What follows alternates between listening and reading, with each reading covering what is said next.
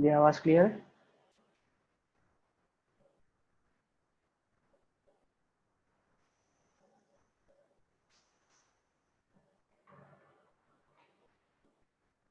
हरे कृष्ण हरे कृष्ण।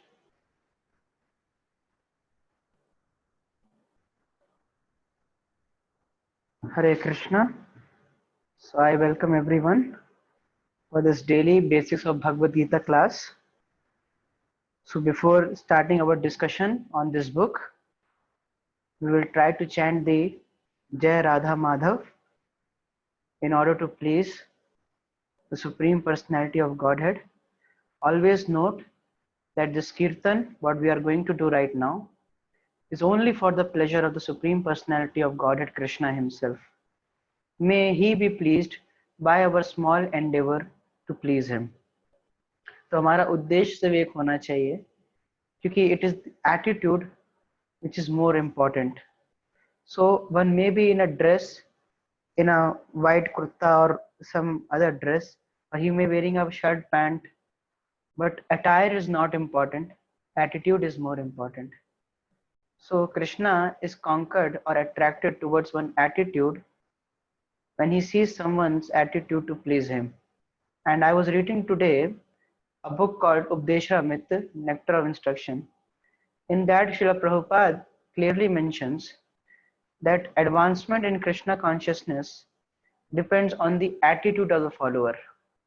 मतलब कृष्ण भावनामृत में प्रगति साधक के मनोदशा पे निर्भर करती है, साधक की मनोवृत्ति पे निर्भर करती है। तो हमारी क्या चेतना होती है, हम जो कार्य करते हैं वह भगवान को आकर्षित करता है। हम भगवान को अपने बहुत, अगर हमें वैदिक ज्ञान हो उससे आकर्षित नहीं कर सकते, बहुत सुंदर दिखते हो उससे आकर्षित नहीं कर सकते, बहुत धन हो उससे आकर्षित नहीं कर सकते, बहुत सारी चीजें बताई गई हैं शास्त्रों में, इन सब चीजों से हम आकर्षित नहीं कर सकते।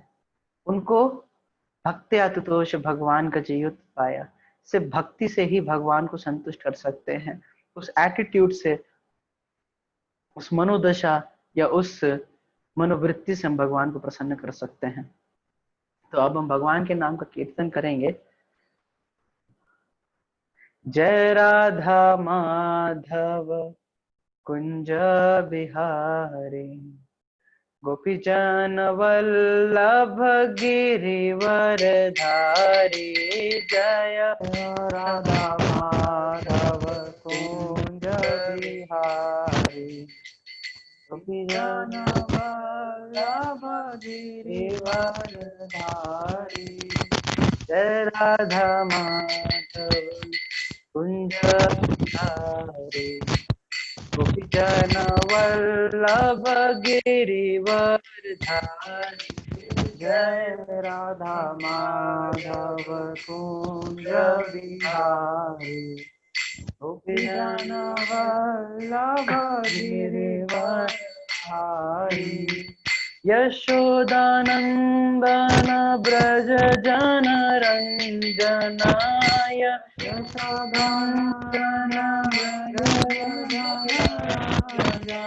यशोदानंदन ब्रज जन रंजनाय,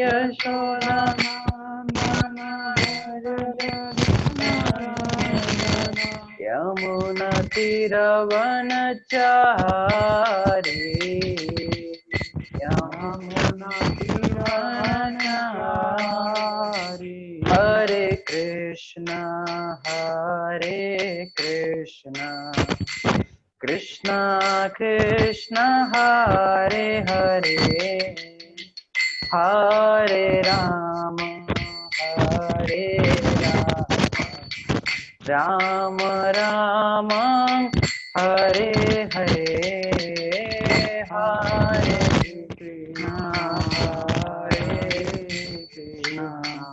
कृष्ण कृष्ण हरे हरे, हरे राम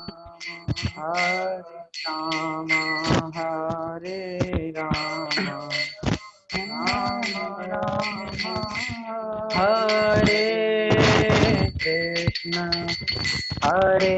कृष्ण कृष्ण कृष्ण हरे हरे हरे राम हरे राम राम हरे हरे हरे कृष्ण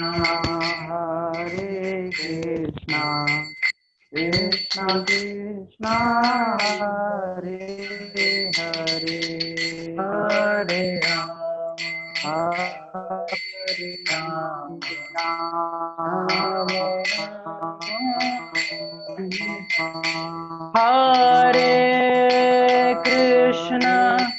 हरे कृष्ण कृष्ण कृष्ण हरे हरे हरे राम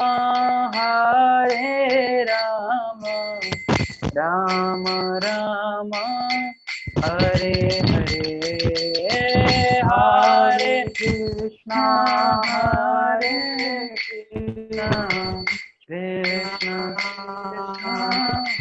कृष्ण कृष्ण हरे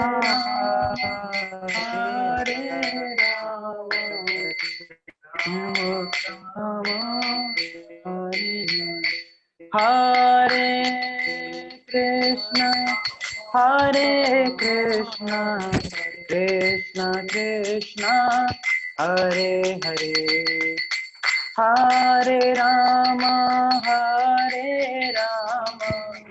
राम राम हरे हरे हरे कृष्ण कृष्ण कृष्ण हरे हरे हरे राम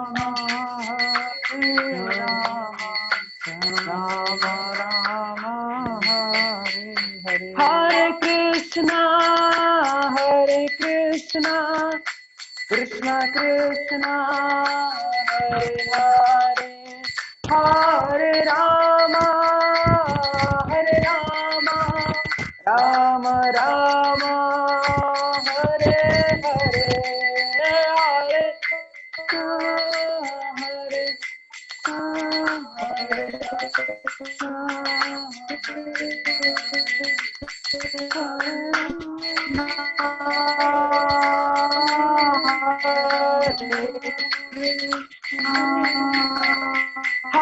हरे कृष्ण कृष्ण कृष्ण हरे हरे हरे राम राम राम हरे हरे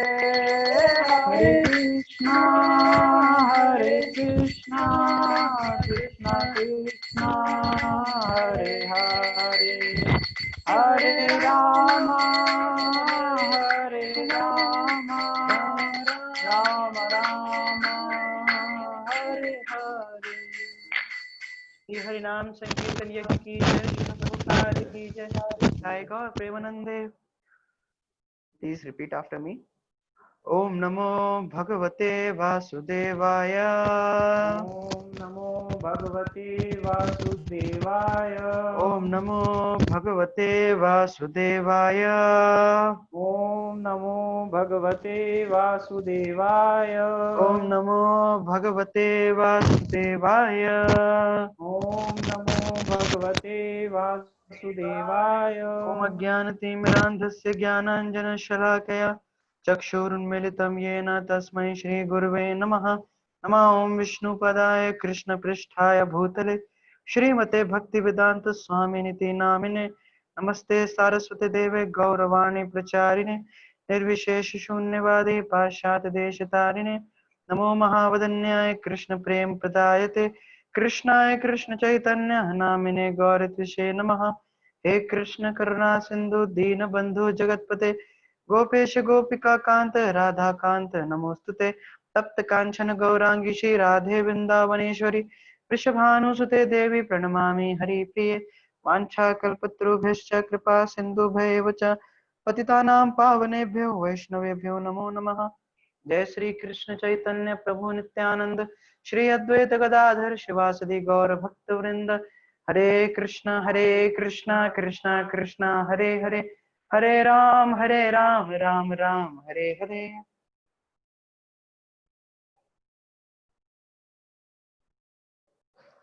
हरे कृष्णा।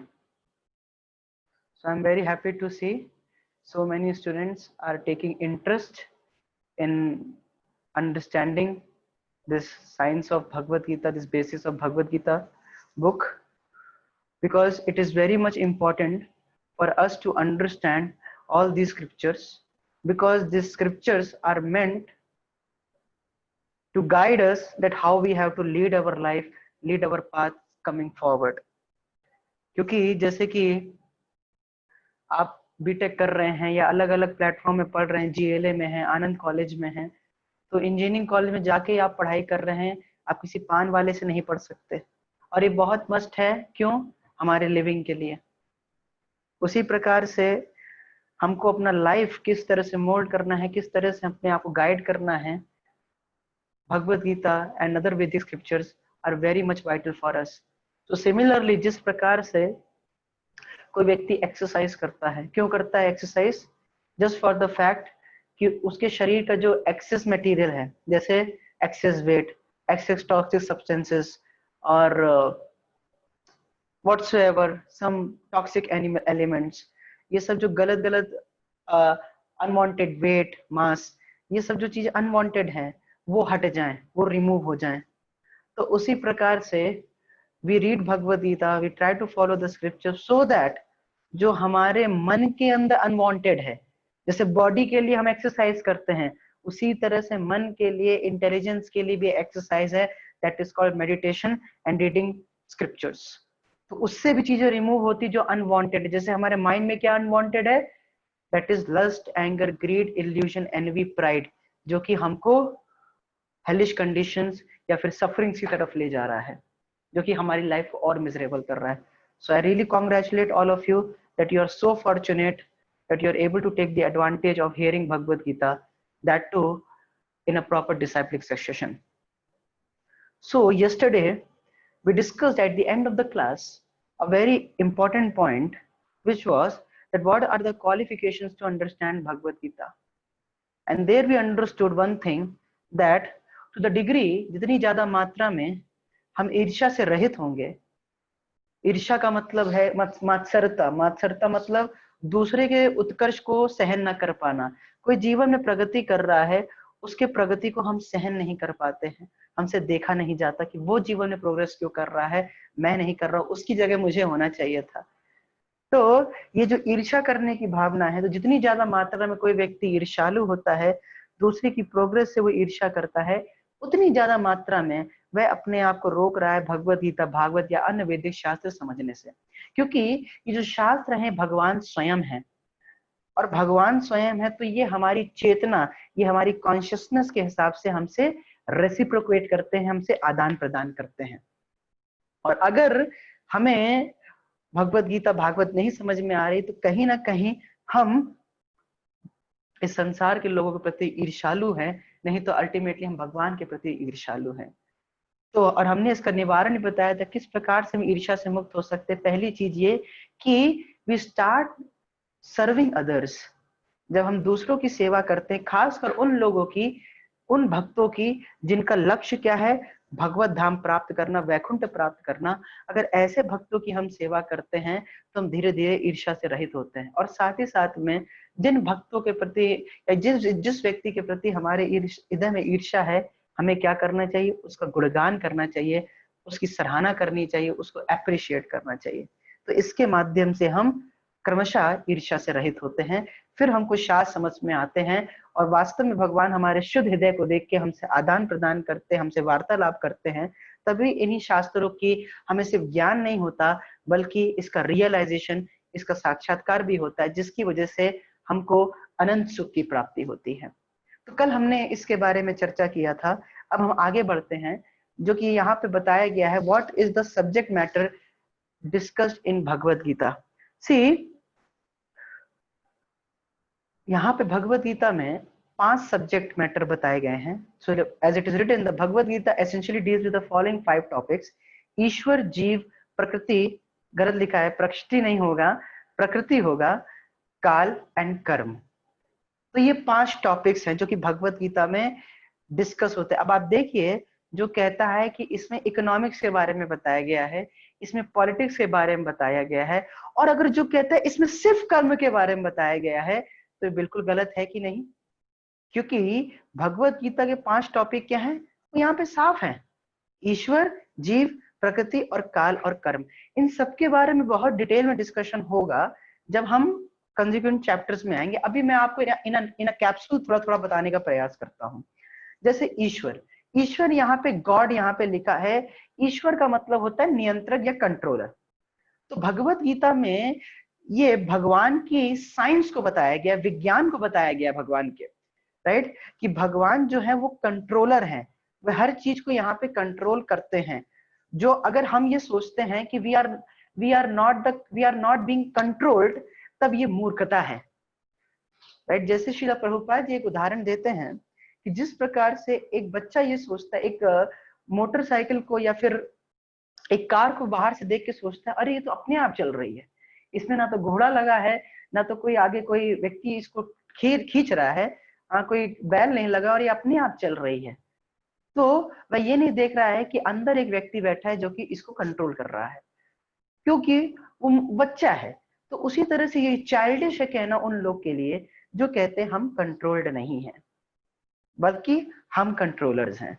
तो ये समझ जाना चाहिए, भगवान ईश्वर इज द कंट्रोलर, राइट। तो यहाँ पे इसकी साइंस को बताया गया है। फिर दूसरा आता है जीव। जीव मतलब यहाँ पे जैसे हमने बताया भगवान कंट्रोलर हैं, और जीव यानी कि हम, क्योंकि हम भगवान के अंश हैं, we are part and parcel. और हमने एक क्लास में चर्चा की थी, भगवान क्या बोल रहे हैं, ममैव वांशो जीव लोके, मम एव अंश। ये सारे जगत के लोग जो हैं, आध्यात्मिक भौतिक पूरे जगत में लोग जो हैं, वह मेरे ही, एव मतलब सिर्फ मेरे ही अंश हैं। तो जैसे कि श्रील प्रभुपाद जी एक उदाहरण देते हैं कि जैसे एक गोल्ड माइन है, तो उससे थोड़ा सा गोल्ड निकाला, तो अगर देखा जाए तो क्वालिटी में दोनों में कोई अंतर है? कोई अंतर नहीं है। गोल्ड माइन में जो सोना है और जो मेरे हाथ में स्मॉल पीस ऑफ गोल्ड है, उन दोनों में कोई अंतर है नहीं है क्वालिटी के हिसाब से, लेकिन क्वांटिटी के हिसाब से बहुत अंतर आता है। श्रील प्रभुपाद एक और उदाहरण देते हैं, जिस प्रकार से समुद्र है, तो समुद्र का पानी जो है खारा है, अगर उसका एक बूंद लेंगे तो वो भी खारा होगा। तो क्वालिटी में दोनों सेम है, लेकिन क्वांटिटी में बहुत अंतर आ जाता है, राइट। तो यहाँ पे एक चीज बहुत जरूरी है, तो यहाँ पे बताया गया है कि क्वालिटी में सेम है लेकिन क्वांटिटी में अंतर है। और जीव जो है वह कंट्रोल्ड है भगवान के द्वारा। फिर तीसरा आता है प्रकृति। प्रकृति यहाँ पे देखिए भौतिक प्रकृति, यहाँ पे प्रकृति के द्वारा क्या बताया जा रहा है कि ये प्रकृति भी ये भगवान के द्वारा नियंत्रित है। हम इसको और समझेंगे, भगवान खुद गीता में कहते हैं, मया दक्षेण प्रकृति सुहेते सचराचरम। ये प्रकृति जो है ये भगवान के द्वारा, भगवान के अंडर कार्य कर रही, is working under his guidance, under his direction, right. तो वो भी इंडिपेंडेंट नहीं है।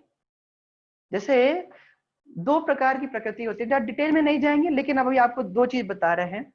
तो भगवान गीता में इसको चीज बताते हैं,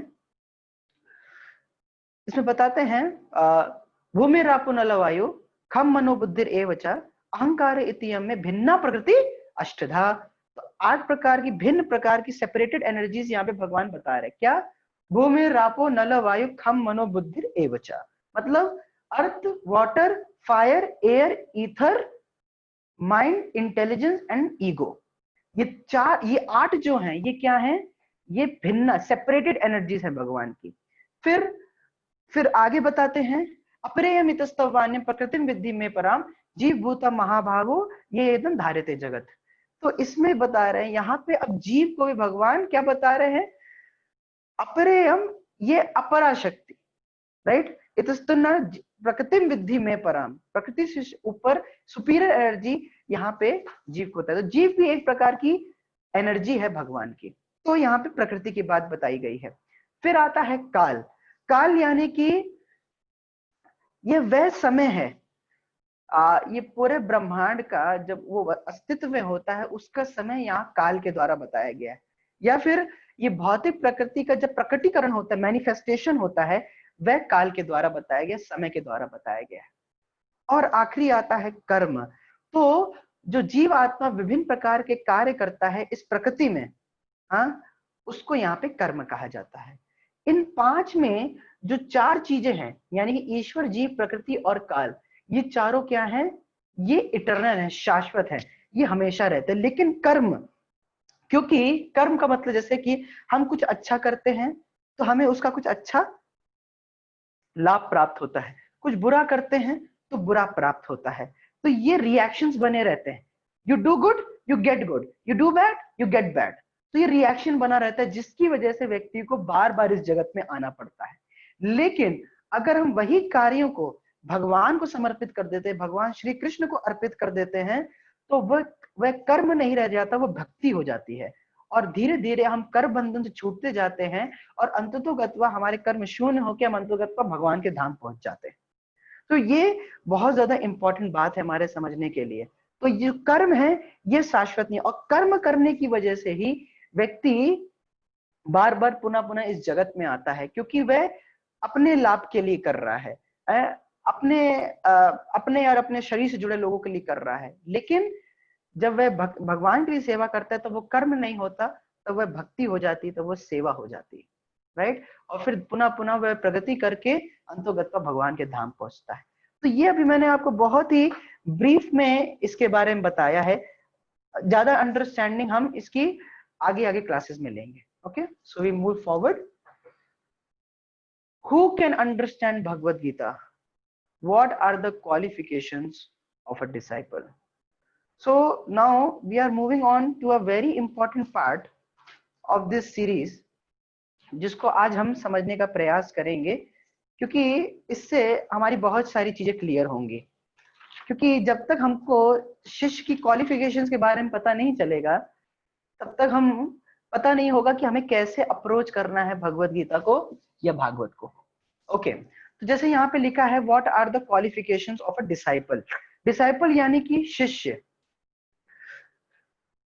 सबसे पहला यहाँ पे एक चीज लिखी है, लेकिन श्रील प्रभुपाद जी अपने एक तात्पर्य में लिखते हैं कि the first qualification of a disciple is obedience. Obedience कहने का मतलब है कि जैसा उसको कहा जाता है वैसा वह करता है। जब इस प्रकार का एटीट्यूड उसके अंदर होता है तो उसकी प्रोग्रेस बहुत तेज होती है, राइट।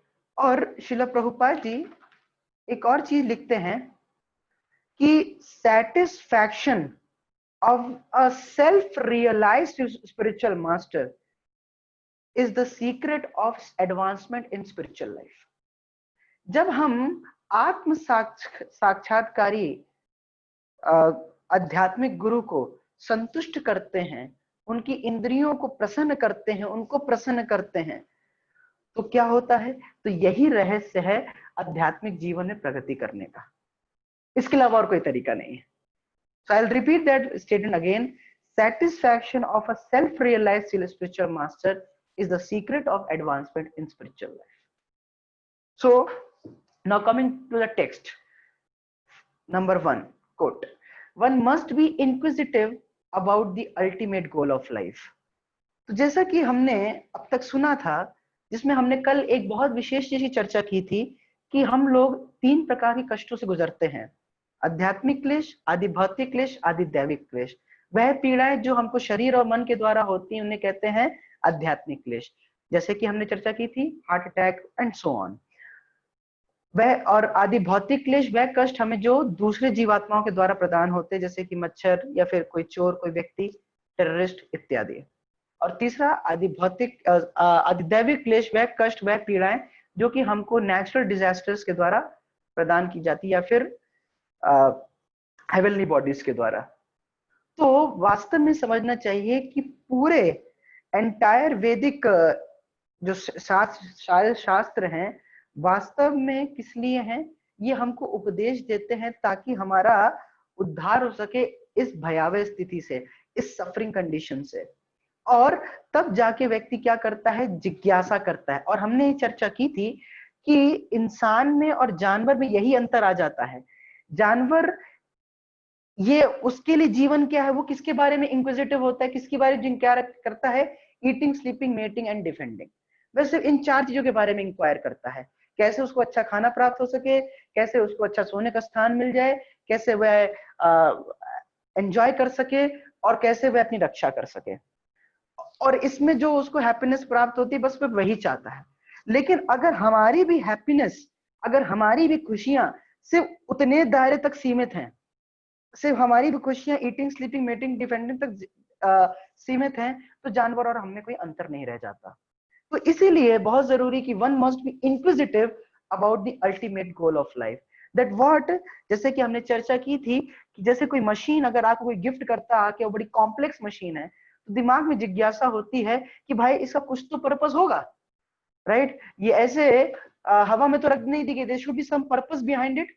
तो उसी तरह से हमें जानना चाहिए कि what is the purpose of this human form of body, why I have to go through such miserable conditions. Srila Sanatana Goswami जब चैतन्य महाप्रभु के पास आते हैं, तो वह कहते हैं कि लोग मुझे बहुत पंडित मानते हैं, बहुत बड़ा लर्नेड पर्सन मानते हैं, लेकिन वास्तव में मैं खुद नहीं जानता कि मैं हूं कौन, राइट? तो उसी तरह से ये जानना अथातो ब्रह्म जिज्ञासा, we have to understand what is the ultimate goal of life, and for that we have to be inquisitive, we have to inquire. And now how you will inquire, that comes to the next statement.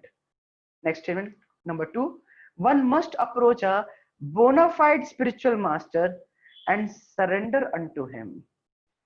One must approach a bona fide spiritual master. ये बात न जाने कितनी बार मैंने बोली, और ये बात बार बार आ रही है, क्योंकि अगर कोई ये कहता है कि मैं खुद से बैठ के सेल्फ रियलाइजेशन कर लूंगा, मैं खुद से घर पे बैठ के ये सारे शास्त्र समझ जाऊंगा, वो बहुत बड़ी गलती कर रहा है, क्योंकि ये नहीं हो सकता। Only by the mercy of a spiritual master, by accepting you will be able to accept reality only when you have a spiritual master, by the mercy of a spiritual master. To accept reality you need a spiritual master.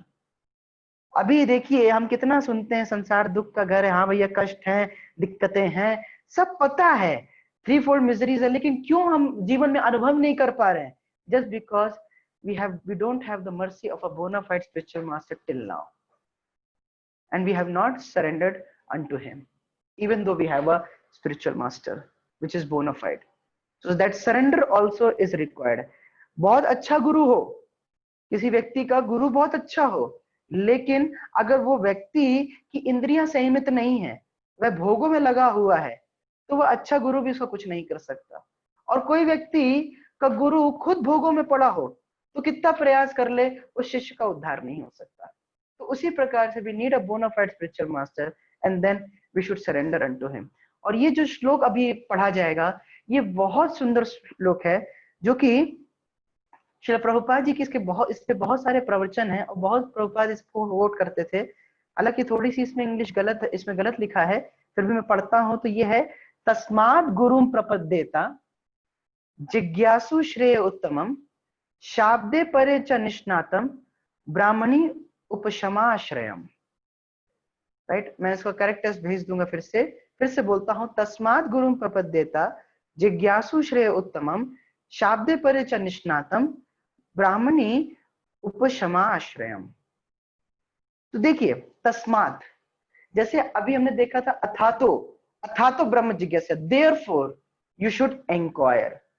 जाहिर सी बात है कि therefore, ये जानवर तो नहीं पढ़ेंगे, वैदिक शास्त्र जानवर नहीं पढ़े, therefore it is only meant for human beings. तो यहां भी लिखा है तस्मात्।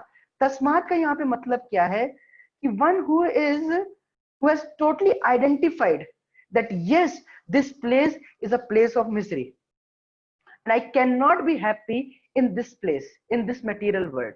I have this material body, and material body means suffering, and I want to know, is there something beyond this material world or not? So tasmat, right?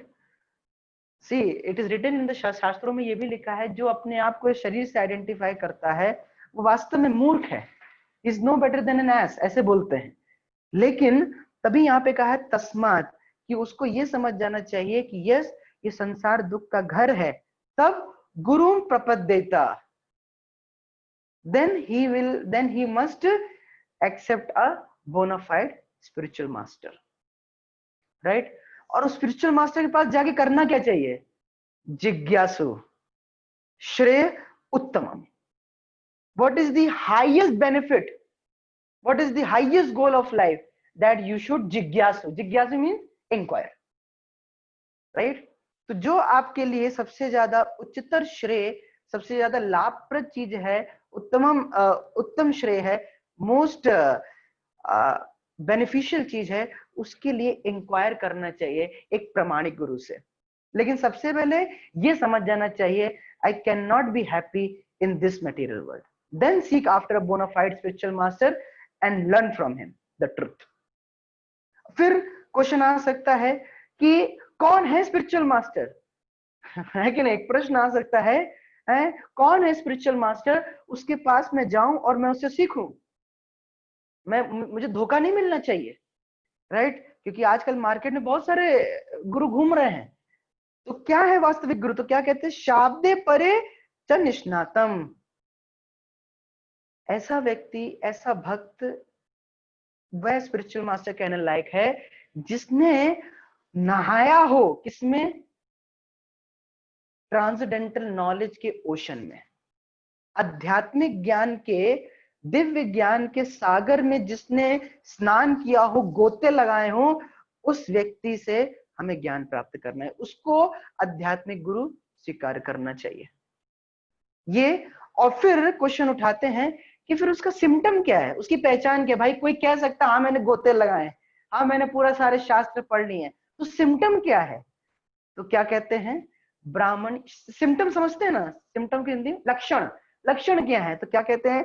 Brahmani उपशमा आश्रयम, right? तो क्या बताते हैं कि उसने पूरी तरह से, ब्राह्मणी, ब्राह्मणी का मतलब है उसने पूरी तरह से परब्रह्म भगवान की शरण ले रखी है। उपशमा आश्रयम, हर प्रकार का भौतिक वस्तुओं संबंध तोड़ चुका है, भौतिक क्रियाओं संबंध तोड़ चुका है। He has finished all material activities. He has finished any connection with anything material of this world. And he is totally connected and taking shelter of the Supreme Personality of Godhead. I hope ये श्लोक समझ में आ रहा है। मैं फिर से in short में बता देता हूं। तस्मात, तस्मात मतलब यहाँ पे कि one is totally frustrated, disgusted from this materialistic way of living. इस भौतिक जगत की जीवन शैली से वह व्यक्ति पूरी तरह से त्रस्त हो गया है, हे भावना हो गई उसकी, और वह जानता है कि वह इस जगत में सुखी नहीं रह सकता। तो ये तस्मात गुरुम प्रपद्येता, therefore he should approach, he should seek for a bona fide spiritual master, और उससे सीखना चाहिए, राइट? और वाई अप्रोच, और क्यों अप्रोच करना चाहिए? जिज्ञासु श्रेय उत्तमम। तो फिर हमें क्या करना चाहिए? गुरु के पास जाके उससे ऐसी वस्तु जानने का प्रयास करना चाहिए जो कि इस भौतिक जगत के परे है। जिज्ञासु यानी कि one must inquire, right, that there is something beyond this material world. Guru से ये नहीं पूछना चाहिए कि मेरे बिजनेस में लॉस हो रहा है, बिजनेस में कैसे वृद्धि हो, हाँ, nothing material of this world. Guru से क्या वास्तविक इंक्वायरी क्या है? गुरु से वास्तविक इंक्वायरी क्या है कि is there something beyond this material world, right? Who am I, who is God, what is my relationship with God, मैं कौन हूं, भगवान कौन है, मेरा भगवान से संबंध क्या है, मैं उनकी सेवा कैसे कर सकता हूँ, संसार दुख का घर है, मैं कैसे इसके परे जा सकता हूँ, हाँ, मैं भगवान का शाश्वत दास हूँ, मैं इटर्नल सर्वेंट हूँ, मैं उस संबंध को भूल चुका हूँ, मैं पुनः जागृत कैसे करूं।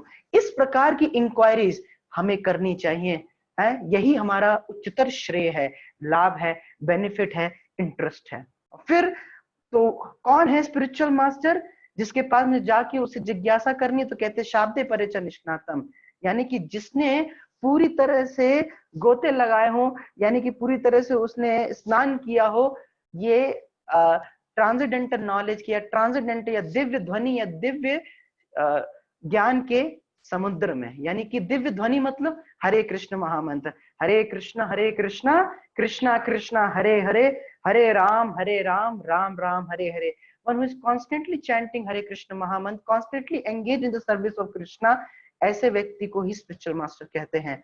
और क्या लक्षण है? क्योंकि कोई बोल सकता है संसार के सामने कि मैं बड़ा अच्छा गुरु हूँ, ये हूँ, मैंने सारे गोते लगा लिए हैं, सब शास्त्र पढ़ लिए हैं, लेकिन पहचान क्या है उसकी? ब्राह्मणी उप क्षमा आश्रयम। उसने पूरी तरह से भगवान के चरणों की, पर ब्रह्म की शरण ले रखी है, और उसने हर प्रकार का भौतिक संबंध उसने काट दिया है। किसी भी प्रकार का भौतिक कार्य में वह संलग्न नहीं होता है, किसी प्रकार के भौतिक कार्य को करता नहीं है। He is not concerned with the material things of this world. He is only concerned, how can I please Krishna? How can I engage others in the service of Krishna? I hope ये clear होगा. So translation. Question is coming कि भौतिक कार्य मतलब, भौतिक कार्य का मतलब आत्मी इंद्रिय प्रीति वांछा तारी बोले काम, कृष्ण इंद्रिय प्रीति वांछा धरे प्रेम नाम। मतलब अपनी इंद्रियों की संतुष्टि के लिए जो कार्य होता है उसे काम कहते हैं, ऐसे भौतिक कार्य अपनी इंद्रियों को संतुष्ट करने के लिए। लेकिन कृष्ण इंद्रिय प्रीति वांछा धरे प्रेम नाम, लेकिन कृष्ण की इंद्रियां, कृष्ण की इंद्रियों को संतुष्ट करने के लिए, सुख देने के लिए जो कार्य किया जाता है उसे प्रेम कहते हैं। तो भौतिक कार्य कब होता है?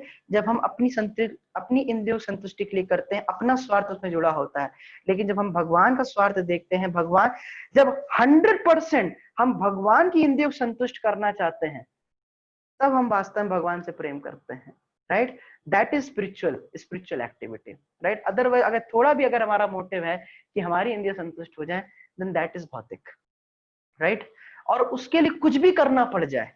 एक व्यक्ति था, श्रील प्रभुपाद जी के कुछ डिसाइपल श्रील प्रभुपाद के पास आए और प्रभुपाद से कहते, प्रभुपाद जी देखिए पेपर में इसकी फोटो आई है, ये कितना बड़ा त्यागी है, इसके सामने धन रखा हुआ है और ये ऐसे कर रहा है, इसको नहीं चाहिए। श्रील प्रभुपाद जी ने कहा कि रिपोर्टर को लेके आओ, बढ़िया से फोटो खींचो, खूब सारा धन रखो मेरे सामने और मेरी फोटो ऐसे खींचो, क्योंकि मैं संसार का पूरा धन लेना चाहता हूं और वो सब भगवान की सेवा में लगाना चाहता हूं, राइट? तो तभी एक होता है त्यागी। त्यागी मतलब जो सब कुछ छोड़ना चाहता है, संसार दुख का घर है, मोह माया है, सब छोड़ना चाहता है। एक होता है भोगी, हर चीज अपने लिए लगाता है। लेकिन एक होता है योगी, यानी कि भक्त। भक्त कौन होता है? युक्त वैरागी, मतलब वह हर वस्तु का उपयोग भगवान की सेवा के लिए करता है। और कितने हद तक? जितने हद तक वह संभाल पाए। जैसे अब ये नहीं कि अगर हमारी सामर्थ्यता नहीं है तो हम डांस बार में जाके कुछ कीर्तन कर रहे हैं और पता चला हम गए और दोबारा वापस नहीं आए, राइट? तो युक्त वैराग्य ये बहुत इंपॉर्टेंट चीज है, इसको हम कभी आगे और समझेंगे। लेकिन अभी ये चीज, तभी ट्रांसलेशन देखते हैं। Therefore any person who seriously desires real happiness, जो वास्तविक रूप से वास्तविक खुशी चाहता है, गंभीरता से वास्तविक खुशी चाहता है। तो अब यहाँ पे स्टूडेंट की योग्यता पता चल रही है। So those who are attending the lecture right now, if you are really serious to have real happiness, then what is the solution? It's written here. Must seek a bona fide spiritual master and take shelter of him by initiation, right? उनसे दीक्षा प्राप्त करना, उनके शरणागत होना। And the qualification of a bona fide guru is that he has realized the conclusions of the scriptures by deliberation and is able to convince others of these conclusions। मतलब उसने खुद अपने जीवन में आत्मसात किया है। बड़ा सुंदर बात एक भक्त मेरे को बता रहे थे, परम पूज्य राधा गोविंद महाराज की, कि वो महाराज जी के लिए बड़ा एक बहुत भयंकर सिल्क का धोती कुर्ता लाए। तो महाराज जी बोले कि अगर ये इतना सुंदर ड्रेस अगर हम पहनेंगे तो जब कथा बोलेंगे तो कथा नहीं होगी, वो भाषण हो जाएगा। क्योंकि भक्ति परेशानु भवो विरक्तिर, भक्ति का मतलब क्या है? विरक्ति व्यक्ति के हृदय में स्वयं आ रहा है। लेकिन अगर वो सिल्क का कुर्ता या फिर इतने अच्छे अच्छे कपड़े पहन रहा है, इसका मतलब क्या है? कि अभी प्रगति नहीं हो रही है। तो वो क्या होगा? मतलब वो खुद अपने कंसेप्ट्स में क्लियर नहीं है, उसको खुद रियलाइजेशन नहीं है, उसको बोल रहा है, तो वो सिर्फ भाषण हो जाएगा, वो कथा नहीं रह जाएगी। कथा होने के लिए बहुत जरूरी है कि वो जीवन में उसको आत्मसात कर रहा हो, और जब वह हृदय में उसको जी रहा है और वास्तव में वह आचार्यों की बातों को रिपीट कर रहा है, तो जो उसको सुनेगा उसके हृदय में बैठे परमात्मा प्रसन्न होंगे और ऑटोमेटिकली वो सामने वाला बंदा कन्विंस हो जाएगा। राइट? आप देखिए शिला प्रभुपाद जी जब विदेश गए तो क्या बोला उन्होंने, लेक्चर आप देखिए simple, body soul body soul body soul. आज हमारे पास बड़े बड़े लेक्चर्स हैं, लेकिन हृदय परिवर्तन क्यों नहीं हो रहा लोगों का? क्योंकि सिर्फ बोला नहीं है, जीवन में आत्मसात भी किया है। और ये आत्मसात कैसे होता है? ये आत्मसात तब होता है जब गुरु आचार्यों की कृपा होती है, वरना वो ज्ञानी रह जाता है, विज्ञान में परिवर्तित होने में फिर समय लगता है। तो तभी यहाँ पे बता रहे हैं। अभी मैं आपको एक और इंटरेस्टिंग बात बताऊंगा सुत गोस्वामी की। चलिए मैं बता ही देता हूँ, सुत गोस्वामी से क्यों नैमिषारण्य में इतने सारे ऋषि लोग सुन रहे थे, तो वो खुद बताते दो कारण, सौम्य और स्निग्ध। क्या बोला मैंने? सौम्य स्निग्ध, ये दो कारण थे। सौम्य क्यों? Because he was affectionate and submissive to his gurus। वह अपने गुरुओं के प्रति क्या थे? अफेक्शनेट थे, सौम्य भाव था, और सबमिसिव थे। ये सौम्य में आएगा, अफेक्शनेट एंड सबमिसिव। और स्निग्ध का मतलब he was simple, he didn't have duplicity। जो हृदय में था वो प्रकट किया था, द्वंद्व नहीं थे उनके हृदय में। And pure in his heart, he was totally pure। Pure in his heart मतलब उनके कोई और गुप्त उद्देश्य नहीं थे कि मतलब कृष्ण से लाभ ले सकूं, वो कृष्ण को देने आए थे। तो दैट इज वाई सुत गोस्वामी, तो तभी सुत गोस्वामी को उनके स्पिरिचुअल मास्टर के द्वारा सारा कॉन्फिडेंशियल ज्ञान उनको प्राप्त हुआ, क्योंकि वो सबमिसिव थे और उनका सर्विस एटीट्यूड था। तो बोनाफाइड स्पिरिचुअल मास्टर के प्रति शरणागत होने का मतलब क्या है? कि you should be submissive and you have a service attitude. सिर्फ अगर गुरु के पास जाके प्रश्न पूछेंगे, ठीक है, इंक्वायर करना चाहिए, लेकिन सिर्फ इंक्वायर करेंगे तो उससे आपको रियलाइजेशन नहीं होगा। अगर रियलाइजेशन चाहिए तो क्या करना पड़ेगा? You have to be submissive and you have should have service attitude, then that knowledge will turn into realization, otherwise not possible, right? So then further, such great personalities who have taken shelter of the supreme godhead, leaving aside all material consideration, should be understood to be bona fide spiritual master. I hope this shloka tasmat guru is very much clear to you. This shloka comes in the 11th canto of Srimad Bhagavatam, and it's very interesting. Further it is said, I will take 2 minutes more, one must inquire submissively and hear attentively from the guru. Same thing is coming. So they see now same point, one must inquire submissively। inquire submissively का मतलब क्या होता है? कि अगर आपके हृदय में कोई प्रश्न है तो ये ऐसे नहीं देखते हैं बता पाता है कि नहीं। हाँ, अगर ऐसा एटीट्यूड होगा तो आप वैसे नहीं सीख, अपनी मटेरियल एजुकेशन नहीं सीख सकते, बहुत स्पिरिचुअल तो छोड़ ही दीजिए। अगर आप मान लीजिए जीएलए कॉलेज की अपनी क्लास में बैठे हैं और टीचर के आने से पहले ये मेरे को क्या पढ़ाएगा, तो आप उससे नहीं सीख सकते। आध्यात्मिक ज्ञान तो बहुत दूर की बात हो जाती है, राइट? तो submissive inquiring means that yes, you have a deep intense desire to know about this absolute truth। परम सत्य के बारे में जानना चाहते हैं, बहुत हृदय में तीव्र इच्छा है। उनकी नॉलेज टेस्ट करने के लिए हम नहीं पूछ रहे हैं, उनको कितना रियलाइजेशन है इसके लिए हम नहीं पूछ रहे हैं। तो वास्तव में सबमिसिव इंक्वायरीज का मतलब होता है कि हम लोग रेलेवेंट इंक्वायरीज करते हैं, जिससे कि प्रश्न ऐसे होने चाहिए जिससे कि हमारी भक्ति में वृद्धि हो। ऐसे प्रश्न नहीं होने चाहिए कि जिसकी वजह से क्या ऐसे पूछना है, नहीं, ऐसे प्रश्न होना चाहिए जिससे कि हमारी भक्ति में वृद्धि हो, right? So you must ask question. Questions पूछने को मना नहीं किया गया है। देखिए हमने जब आपको फेथ की बात की थी तो फेथ के हमने 2 बैरोमीटर्स बताए थे, एक होता है ब्लाइंड फेथ और एक होता है रीजनेबल फेथ। तो ब्लाइंड फेथ की हमने बात की थी कि व्यक्ति अंधा है, अभी क्या तो सुबह हो रही, तो अंधा बेचारा क्या करेगा, तो मानना ही पड़ेगा। लेकिन रीजनेबल फेथ में 2 चीजें होती, क्या? It should make some sense and it should be verifiable. So you should ask questions, that is not it is not like कि आप क्वेश्चंस नहीं पूछ सकते, क्वेश्चन पूछ सकते, पूछने भी चाहिए, लेकिन with submissive inquiry. just to get the right knowledge so that I can come closer to Krishna. हम भगवान के और करीब होते जाएं, इस प्रकार के प्रश्न करने चाहिए। ये नहीं जानना चाहिए कि इनको कितना आता है, right? And hear attentively from the guru, जो भी वो बोल रहे हैं उनको ध्यान पूर्वक सुनना चाहिए है। उस समय व्हाट्सएप या अन्य क्रियाएं नहीं करनी चाहिए, सिर्फ और सिर्फ ध्यान से सुनना चाहिए, तभी वास्तव में रेसिप्रोकेशन होता है। जैसे फॉर एन एग्जाम्पल एक उदाहरण दिया जाता है कि खासकर जो ईसी के स्टूडेंट होंगे समझ पाएंगे कि जिस प्रकार से ऑल इंडिया रेडियो है तो उसका सिग्नल आ रहा है और मेरे पास एक एफएम रेडियो है, तो जब मैं इसको ट्यून करता हूं, अगर मैं ट्यून ना करूं ज़्ज़ करके आवाज आ रही होती है, लेकिन जब मैं ट्यून कर देता हूं 102 या 99 जो भी है, हाँ एफएम है, रेडियो मिर्ची है, तो अगर मैं 98.3 को कर देता हूं तो क्या होता है कि वो उसको ट्यून कर जाता है और फिर क्या होता है कि डेटा का ट्रांसमिशन लगातार होता है। तो उसी प्रकार से जो गुरु होना चाहिए वो कैसा होना चाहिए? ही should B free from material attachments, कोई भौतिक आसक्तियां नहीं होनी चाहिए, भौतिक कार्य ना करता हो। He should be submissive to guru Gaurang, he should be submissive to Krishna, and he should be advanced devotee. These are the qualifications of guru. And what are the qualifications of a disciple?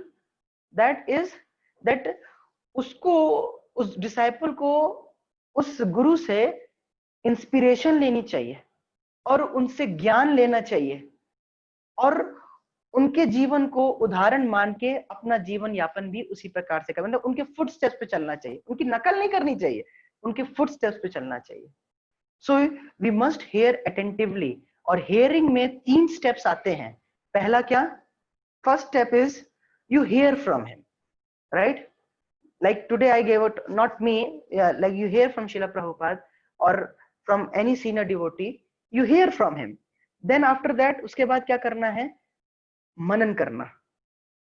अब विचार करें कि जो भी ये आज जो क्लास में बात बोली गई है या श्रीला प्रभुपाद जी बोल रहे हैं, जहां हम जो पुस्तकों में पढ़ रहे हैं, ये मेरे जीवन में कितना रेलेवेंट है, इसका अर्थ क्या है, इसे कहते हैं अर्थ आस्वादन।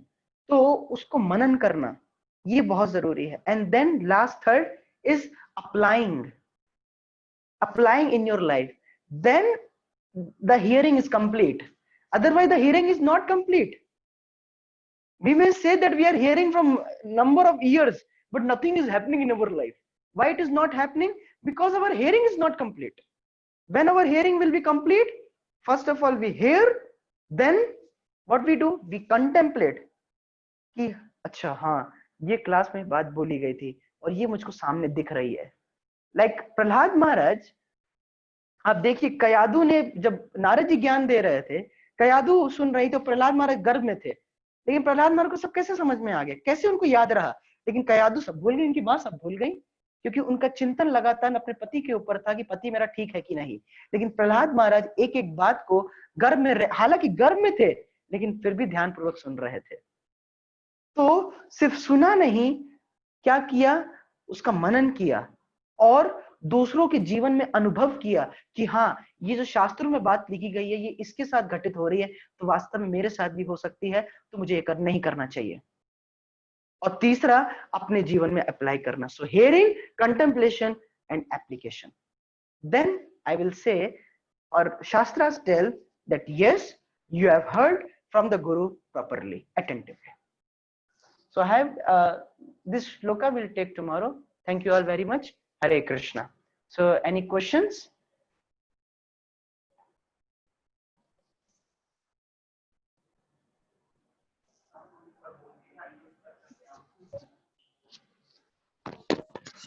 Hare Krishna. So I have a question.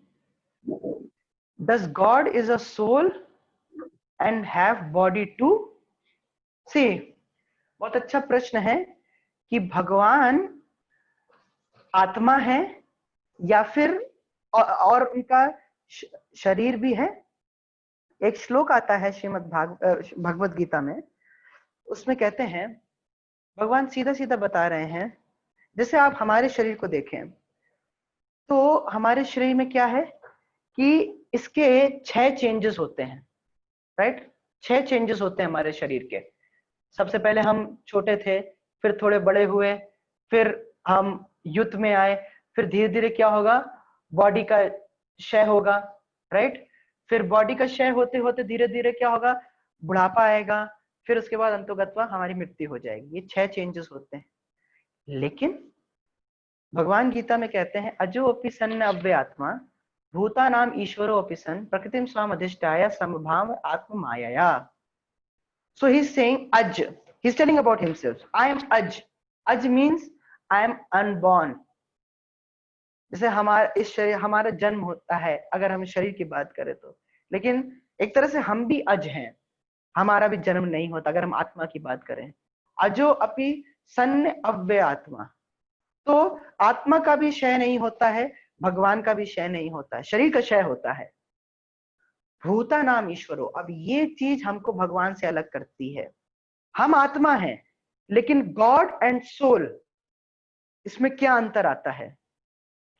भूता नाम ईश्वरो, भगवान सारे जीवों के कंट्रोलर हैं, लेकिन हम खुद को नहीं कंट्रोल कर सकते, हम अन्यों का कंट्रोल करेंगे, लेकिन भगवान सबको कंट्रोल कर रहे हैं।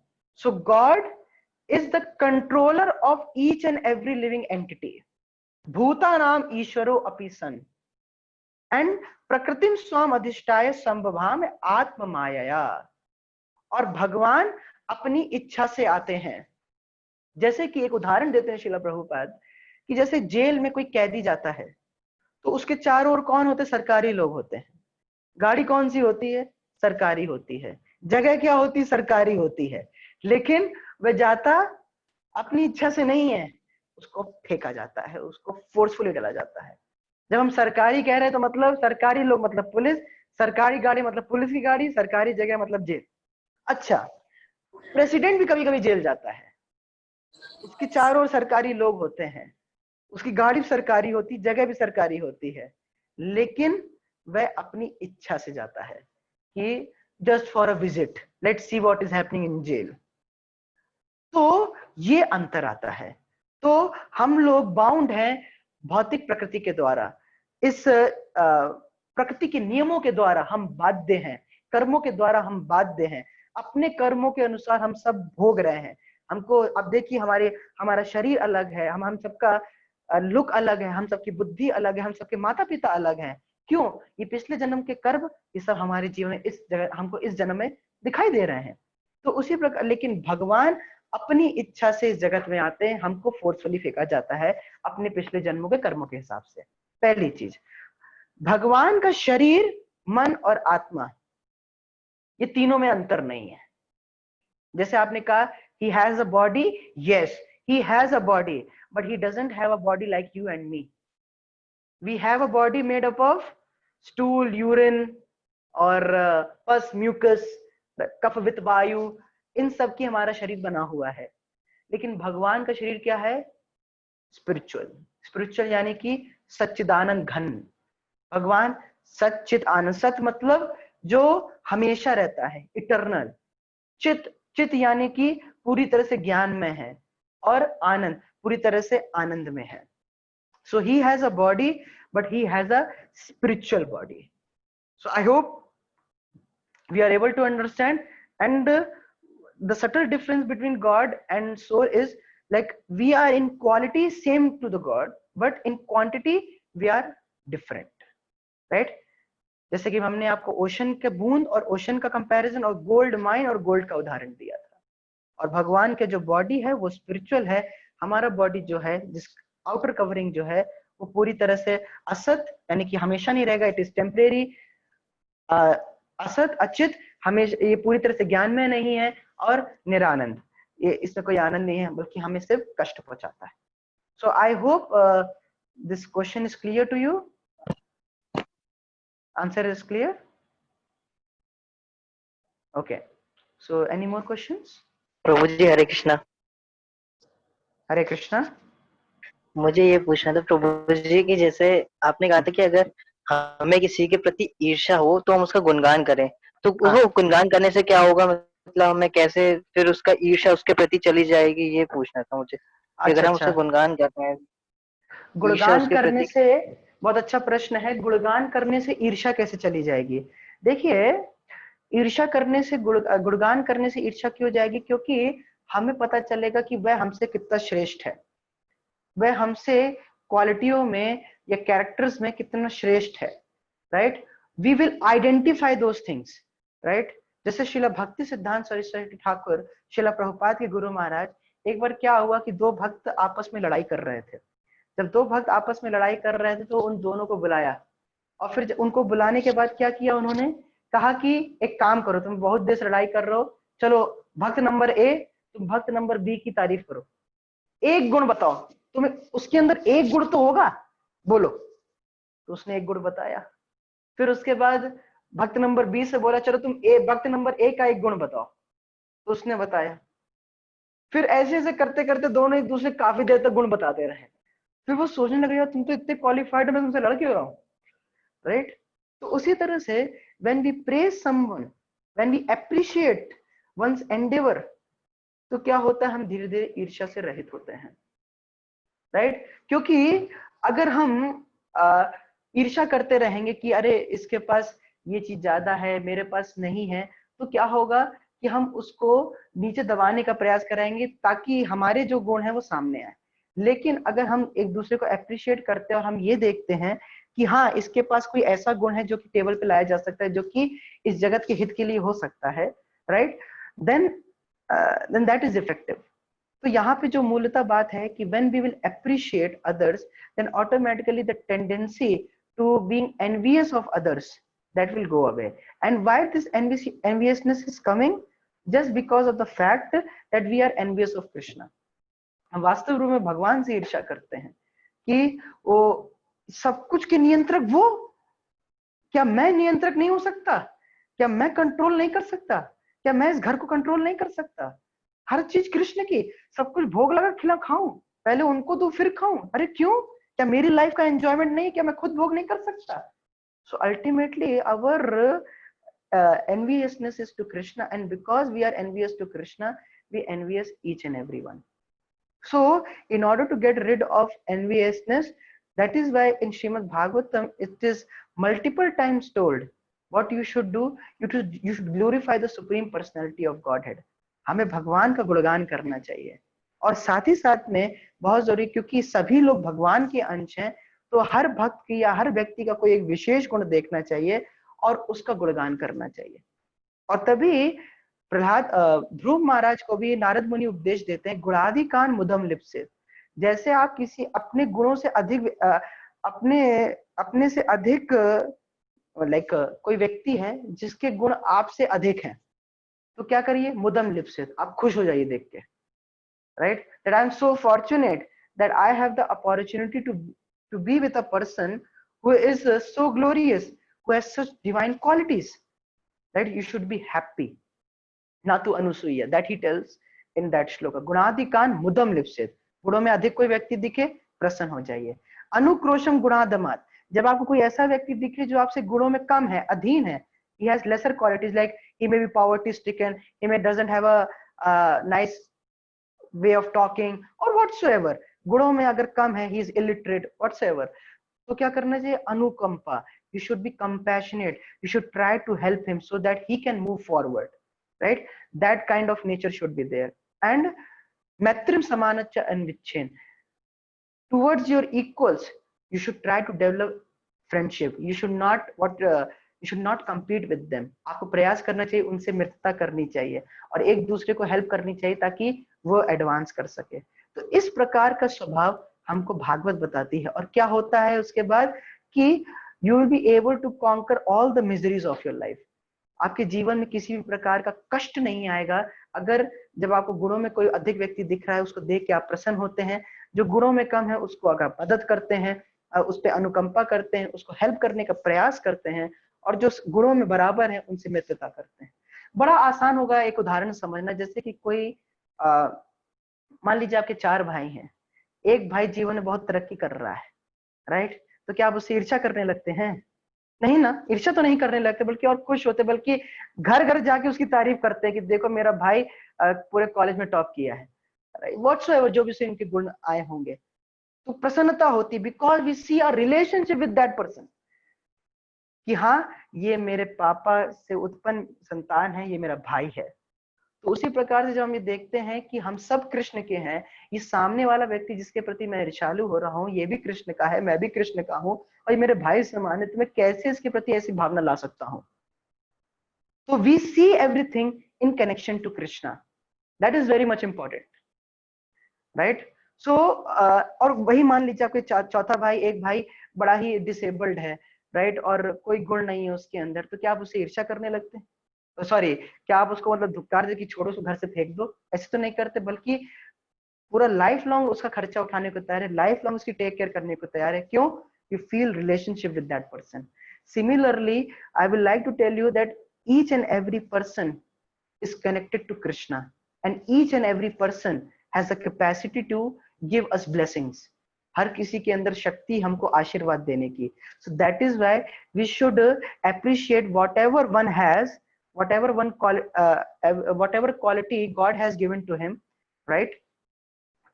And at the same time try to love him and see him in connection to Krishna. Then automatically that praising thing will come, and slowly our enviousness will decrease. I hope Amber Prabhu आप clear हो रहा है? हाँ प्रभु जी, clear हो हाँ, गया। Okay. और कोई क्वेश्चन है किसी का? हरे कृष्णा प्रभु जी। हरे कृष्णा। यस, प्रभु टेल जी, मी। प्रभु जी मेरा एक सवाल था कि हम कहाँ तक मटेरियल चीजों की डिमांड या फिर कृष्ण के सामने रख सकते हैं कि हमें आप ही के लिए चाहिए, कि for your service I need this, तो कहाँ तक वो हम कर सकते हैं कि उस चीज के लिए कृष्ण के लिए चीजें, सी ऑलवेज भगवान के सामने, लाइक मैं आपका जो प्रश्न समझ पा रहा हूँ कि वो ये है कि हमको भगवान से कितने लिमिट तक उनसे मांगना चाहिए। Am I right, Aditya? Yes yes प्रभु जी। हाँ, तो श्रील प्रभुपाद जी एक बात कहते थे कि I want the entire wealth हम मुझे तो पूरे दुनिया का धन चाहिए ताकि मैं सब कुछ भगवान की सेवा में लगा सकूं। लेकिन one has to see his own capacity. कि एक श्लोक आता है, भोग ऐश्वर्य प्रसक्ता नाम तया प्रियत चेतसाम व्यवसात्मिक बुद्धि समाधान विधीयते। तो कहते हैं भोग और ऐश्वर्य मीन्स दिस वर्ल्डली प्लेजर्स, इस संसार के जो भोग हैं, एंजॉइंग थिंग्स हैं, और ऐश्वर्य हैं यानी कि wealth, strength, beauty, knowledge, fame इत्यादि।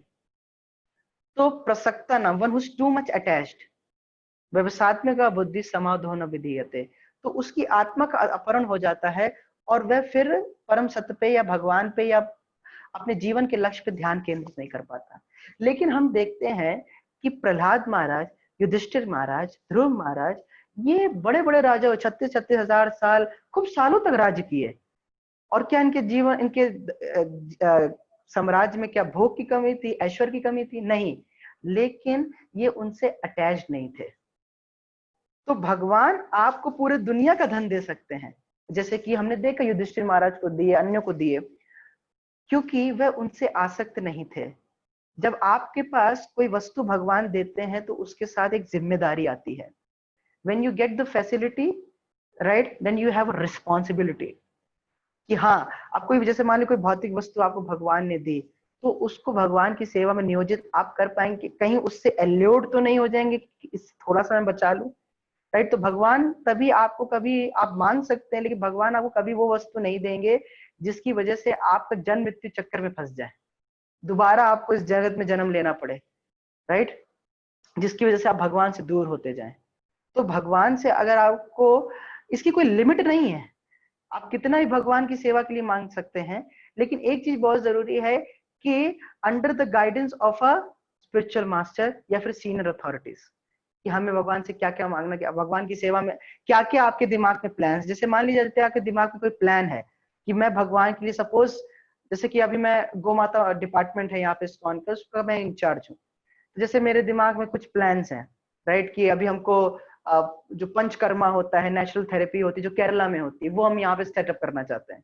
तो मेरे दिमाग में एक प्लान है, तो अब इसके लिए कुछ हमारा कुछ लगभग 12 करोड़ का प्रोजेक्ट मैं सोच रहा हूँ। तो अब 12 करोड़ का प्रोजेक्ट मैं सोच रहा हूँ, तो it is a big amount of money. 12 crore rupees is not a small amount of money. तो 12 करोड़ का प्रोजेक्ट है, तो अब मनी खूब चाहिए, लेकिन I have to confirm with my seniors, so they will tell me how you can get it, how it can be used, right, so that their blessings I can get and then I can be engaged. तो अगर आपके दिमाग में कोई ऐसे projects हैं, then you should consult with the senior authorities, and then when Krishna will see your intense desire, तो क्या होगा, ऑटोमेटिकली वे आपको सारी सुविधाएं प्रदान कर देंगे, राइट। तो और साथ ही साथ में दो चीजें, एक बहुत सी इंपॉर्टेंट, दो चीजें हमारे जीवन में बहुत इंपॉर्टेंट है भगवान की सेवा के संबंध में। क्या? तो कहते हैं अधोक्षजे अहेतु की अप्रतिहता। अहेतु की इन द सेंस कि you don't have any ulterior motives, no हेतु, मुझे अपने लिए कुछ नहीं चाहिए, मैं सिर्फ भगवान की सेवा करना चाहता हूँ, अहेतु की। एंड सेकेंड इज अप्रतिहता। अप्रतिहता, that I have taken a vow for Krishna and I will not deflect from my path. मैं अपने पथ से नहीं भटकूंगा और लगातार विदाउट एनी ब्रेक मैं लगातार इस सेवा करते जाऊंगा, जो मैंने भगवान को व्रत दिया है, जो मैंने भगवान के सामने व्रत लिया है, प्रॉमिस किया है, उसको करता जाऊंगा। तो अहेतु की अप्रतिहता, अगर ये दो चीजें आप करते रहते हैं लगातार, तो भगवान आपके प्योर इंटेंशंस को देख के आपको he will give you all wealth, all facilities which you require in order to accomplish Krishna's क्या कहते हैं प्रोजेक्ट, Krishna's mission और मूड। अब देखिए श्रीला प्रभुपाद जी, आज इस्कॉन के मोर देन 800 सेंटर्स हैं, हाँ, 87 लैंग्वेजेस में more than 50 crore Bhagavad Gita distribute हो चुकी है। अब आप बताइए, ये कोई ऐसी ऑर्गेनाइजेशन है, कितनी बड़ी, चाहे एसेंचर हो, चाहे गूगल हो, जिसके 700 सेंटर्स हो, राइट, और सॉरी 800 प्लस सेंटर्स हो, कोई नहीं है ऐसी। और बल्कि 800 सेंटर्स तो मैं आपको रजिस्टर्ड बता रहा हूँ, ऐसे कितने जो अनरजिस्टर्ड चल रहे हैं, जैसे आपके कॉलेज में मैं चला रहा हूँ राइट। तो उसी तरह से he can give you all wealth, but he will see that can you bear that, will you not be tempted by those things, and once you prepare yourself, तभी आप लोग जैसे क्लासेस अटेंड करते हैं, you are getting prepared, slowly you are becoming desireless, your only desire is to serve Krishna. Then what will happen, Krishna will give you all the facilities. Once he will see that you are ready for this kind of seva, he will give you all the facility to complete that seva, to get that seva done from you, because you are sincere, you are pure in your intentions, and you are consistent in your actions. Seeing these two qualities, he will give you all wealth and all the facilities. I hope, Aditya, it is clear to you? Yes, Prabhuji, yes. Okay.